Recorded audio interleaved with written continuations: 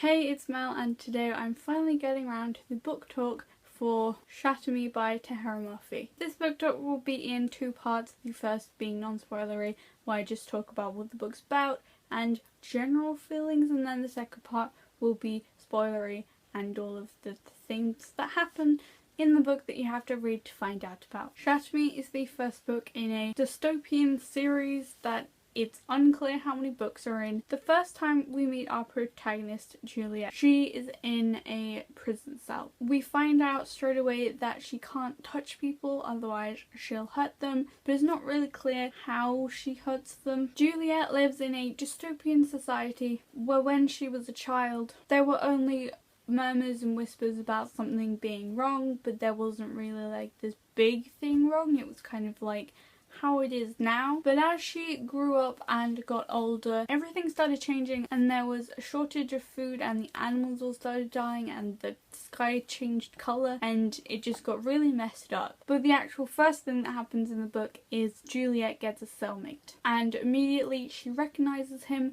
by his eyes. His name is Adam, and Adam can touch her. The story is told from Juliet's perspective, so you're basically in her mind the entire time, and she's dealing with like hating herself because of what she can do to people and what she has done to people, not on purpose, just accidentally, and she thinks she's like cursed. Then she realizes that it's just something different about her, kind of. There is a lot of gruesome imagery, but like there were in the Hunger Games, so I'm just surprised when like mainstream things have loads of gore in, because I'm like, all of these teenagers have been talking about this, and there's like, it's so gruesome. There is some romance that I really didn't like, but I never do. Juliet has pretty much lived in poverty her entire life, and when she sees like this grand castle thing at one point in the story, she compares it to how much money was wasted on this thing that doesn't really serve a purpose, how many people that money could have saved the lives of by feeding them and sheltering them.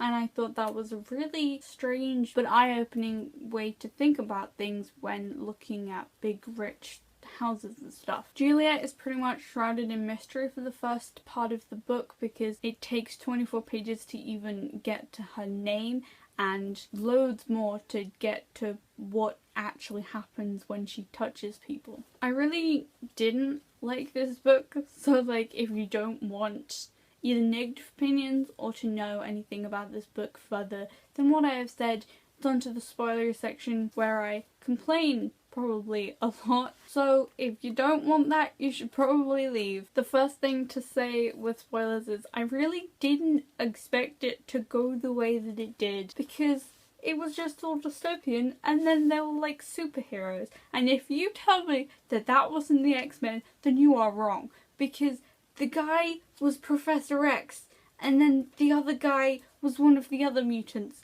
They're mutants in a mutant place.